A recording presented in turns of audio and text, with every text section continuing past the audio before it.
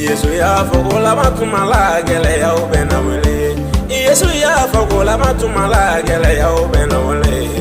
Auma yewa gele ya obeni ni eso dana bawo sebela ngola bansuru ya leme.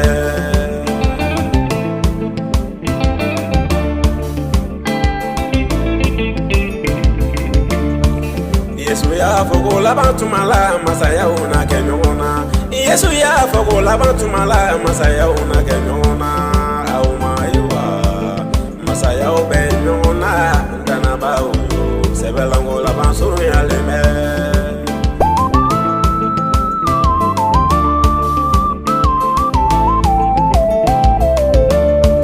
Yesu ya fogola batumala jugo ya obena chaya.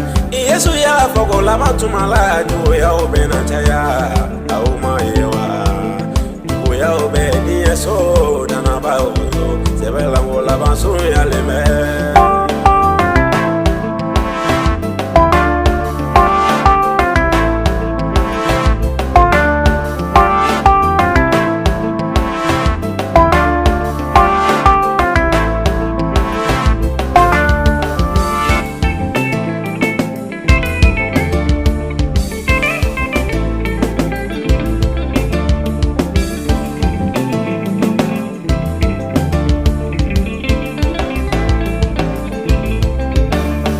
Yesu ya fogola batumala suya obena chaya. Yesu ya fogola batumala suya obena chaya auma yewa suya obedi eso daraba sebela ngola bansuru ya leme.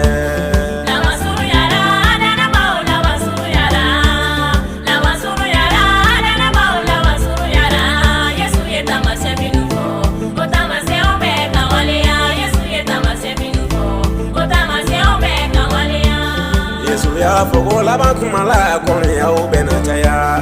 Yesu ya fogola batumala kone ya obena chaya auma yewa kone ya obeni yeso dana bawo sebela ngola bansuru ya leme.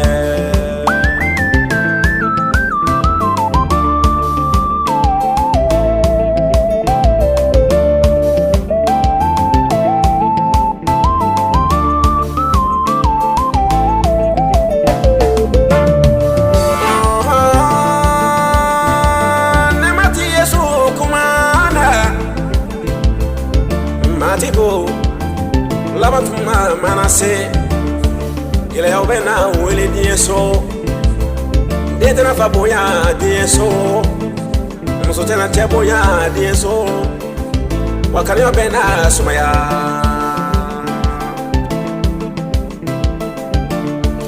Yesu ya fogola batumala gele ko bena wele.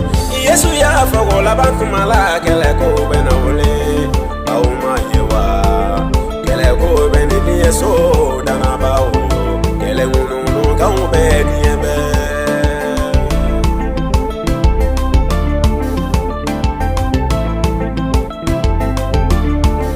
Yesu ya fogola batumala kele ko bena wele. Yesu ya fogola batumala kele ko bena wele